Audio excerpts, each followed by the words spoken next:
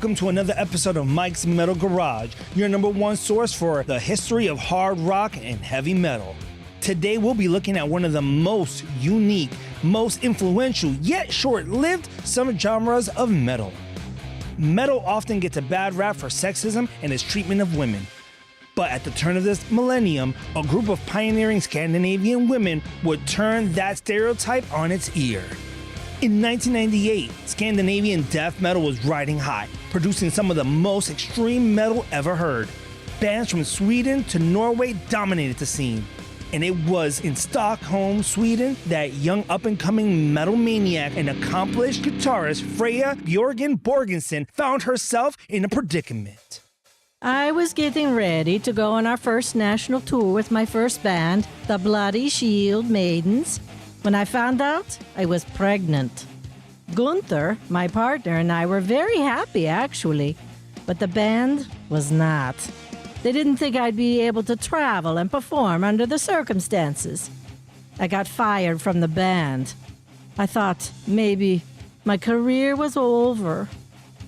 Meanwhile, across the frigid North Sea, struggling singer and bassist Ziggy Sigurdsdottir found herself in a similar circumstance. So, there's nothing to do in Iceland in the winter. Actually, there's not much more to do the rest of the year either.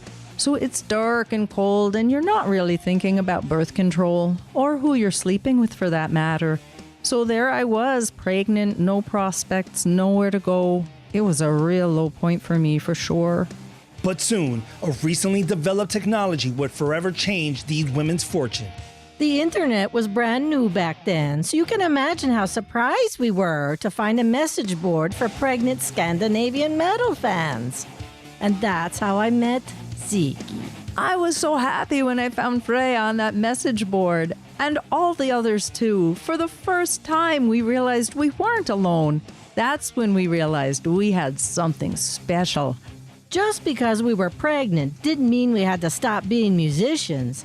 In fact, it became our very reason for it. And we asked ourselves, what could be more intense, more extreme than any form of death metal?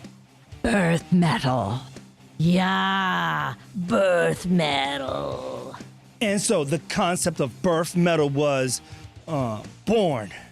Thundering drums, blazing guitars, all played by a group of statuesque, heavily pregnant Scandinavian women.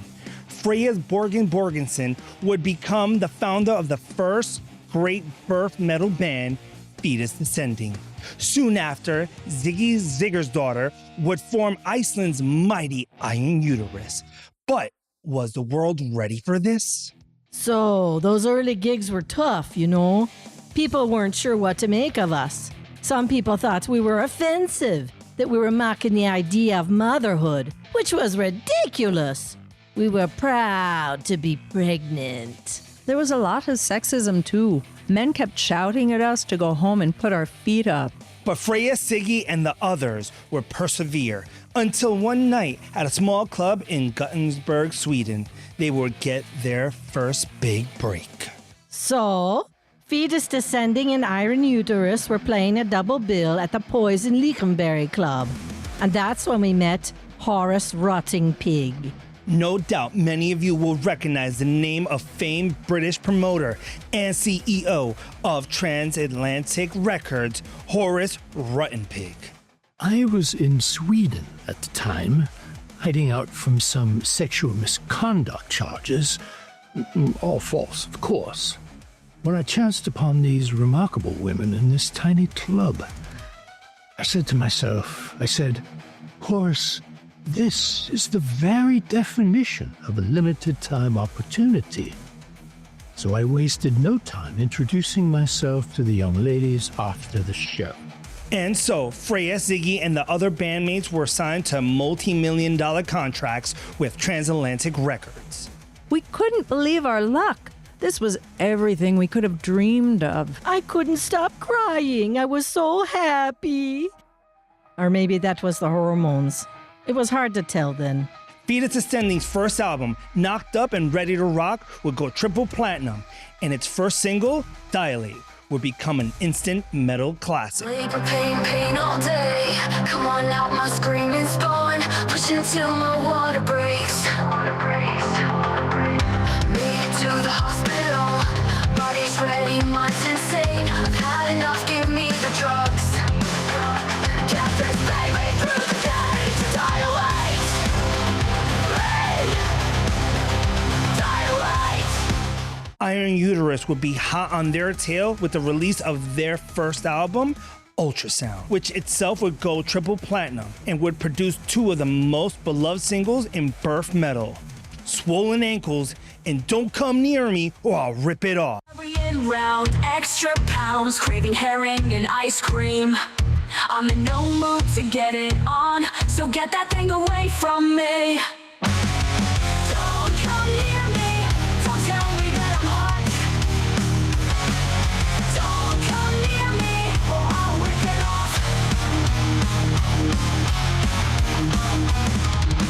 Well, we were very happy with the girls' records, and so we decided to sign a few more birth metal bands from around Scandinavia. And then we knew it was time to bring birth metal to the world. So we came up with the Big Mothers of Birth Metal Tour. The Big Mothers of Birth Metal would be headlined by Fetus Descending and Iron Uterus, and would also feature supporting acts Dark Obstetrics from Norway, In Vitro from Finland, and the controversial young Danish band Out of Wedlock. But this tour would not be like any other tour that had gone before. Here's road manager Bart Szymanski. Sure, I'd worked on some big tours before, but I thought I'd seen it all. But humping an arena-sized rock show around the world with a couple dozen pregnant women, oh man, I was out of the box. Well, even before the tour began, there were those in the medical community who were decrying the whole thing, saying we were exploiting these women and risking their unborn babies. Nonsense, all of it. That's why I brought Dr. Malmsteen in. Dr. Inger Malmsteen would become the official OBGYN for the tour. She remains a controversial figure. Of course, I knew there would be challenges in caring for so many pregnant women under these circumstances. But I felt these young women were quite resilient and could thrive under these conditions, no matter what the medical establishment said. I mean, the good news is, I guess, there was no booze and no drugs. It's not like you can crush up and snort prenatal vitamins, right? No, that's definitely out. So that meant no searching around some unfamiliar city for a rock star cat that'd gone on a bender an hour before showtime. But the bad news, well, I don't want to sound sexist, but hormonal changes are to be expected during pregnancy. Everyone knows that. These can often lead to behaviors that are, well, perhaps not ideal in a traveling performance environment. Well, I guess you could say they weren't always easy to deal with, but anyways, there was lots of logistical challenges, like how in the world do you strap an electric guitar on a pregnant woman? I kind of had to push my bass to the side and sort of poke it out toward the audience. It looked quite aggressive. Although it was strictly for practical reasons, we just incorporated it into the act. And then there was all that stuff about the, sound pressure level, the volume. Upon the tour being announced, articles appeared in the press decrying Transatlantic Records for exposing the bands to high volumes of sound thought to be unsafe for pregnant women. There is a very, very unfair and completely false rumor that I did not care about the volume of sound these women were exposed to. This is absolute slander. I made my decisions based on the best available data we had at the time. Of course, since there had never been a worldwide heavy metal tour with all the band members being pregnant women, there wasn't a lot we could go on. I mean, we were heavy metal bands, right? What are we supposed to do? Play quietly? No way! I did insist that when they were not on stage, that the women be kept in as quiet rooms as could be accommodated. No shouting, no loud stereos, or TV. I even encouraged the staff to communicate with sign language backstage. And we did try to introduce some soundproofing elements into their stage costumes, although with limited success. Yeah, like I wanted to look even bigger than I already was, and even hotter under all those lights. I told Dr. Inga I'd just take my chances. Despite the concerns and the negative press, the big mothers of birth metal hit the road. The pregnant metal maidens played to sold-out crowds across Europe, where fans adored them, although there was definitely a difference of opinion along gender lines. Here's Monique, a fan from Paris. I mean, it's a real celebration of femininities, no? These women, the bringers of life, playing such powerful music, it is very affirming and also an indictment of the patriarchy. Bon, non? And here's Frankie, a fan from Glasgow.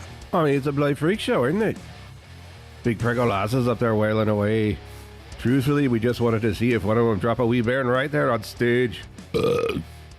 And that, of course, became the question that everyone was talking about. The record company knew that the birth metal phenomenon had a definite time limit. I mean, ultimately, the women would give birth. There was no attempt to disguise this fact. How could we? It was my duty to make sure we were prepared for this eventuality, including the possibility of an on-stage birth. People think I'm some sort of monster, that there was some vast conspiracy to exploit the birth of these women's children for some sort of live on-stage spectacle. This was hardly the case. There are some people who will go to an auto race in the hopes of seeing a crash, but that's not the point of the race, is it? You can't help some people's morbid fascination with such things, can you? As controversy continued to swirl around them, the tour made its way to North America, and the problems began to mount. By the time we reached Toronto, I was so tired. My ankles looked like an elephant's feet. I was waking up in a very bad mood every day and taking it out on the crew. Looking back, it was very unfair to them. Touring is just one big stress fest, man. You know, people, they don't realize. I mean, these girls were tough, but everybody's got their limits. That's what happened in Texas with Miss Freya. I wasn't trying to be some big and high mighty rock star, honest. But I was exhausted, bloated, and I was just craving this one kind of pistachio gelato, the kind they sell at Luther's Sweet Shop in Gothenburg. And I just needed it at the moment. You understand, don't you? Well, you know, you've heard crazy stories, right? Like the one about Van Halen and the green M&Ms, you know, but well, that is nothing compared to a 6-foot-tall, angry, pregnant woman who wants a particular kind of gelato from a shop in Sweden when you're on a bus 2 hours from Lubbock, Texas. And I ain't ever been so scared in my life, man. And I once spent 72 hours in a hotel room locked in with Axl Rose while he tried to paint his groupies white with a shotgun full of cocaine, man. As the tour crawled towards the West Coast, things began to fall apart. Soon all the girls started fighting with each other. It was really unpleasant. Helga, the lead singer of Dark Obstetrics, broke out with terrible hives and couldn't perform anymore, so they left the tour. And then all the parents of out of wedlock said they had to come home because the school year was starting. As problems mounted, performances suffered, attendance numbers began to drop. Well, I can always tell when things have gone sideways on a tour, so I knew we were in trouble by the time we got to Cali. I think somehow I knew that the San Francisco gig was going to be our last one. And of course, someone else knew as well. And so, before a stunned and amazed crowd at the Fillmore in San Francisco, the birth metal era ended as Freya gave birth on stage to Andrea, her daughter. Here's actual live audio captured that night.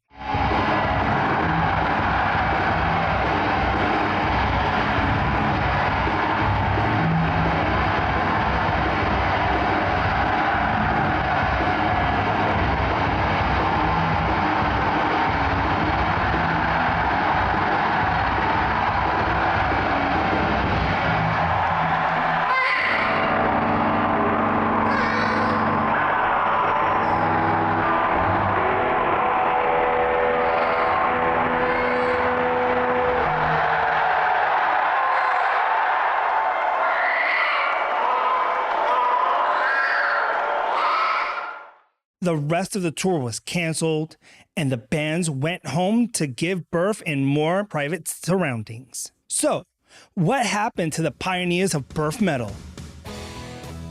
Freya lives in Stockholm, and along with her daughter, Andrea, produced their own signature line of gelato. Those were crazy times. I would not change them for anything. But today, I think I'm very happy to be in business with my wonderful daughter. I am very proud of Mother and the contributions she made in the music industry. She's my best friend and my inspiration. You don't have to be so loud, dear. What?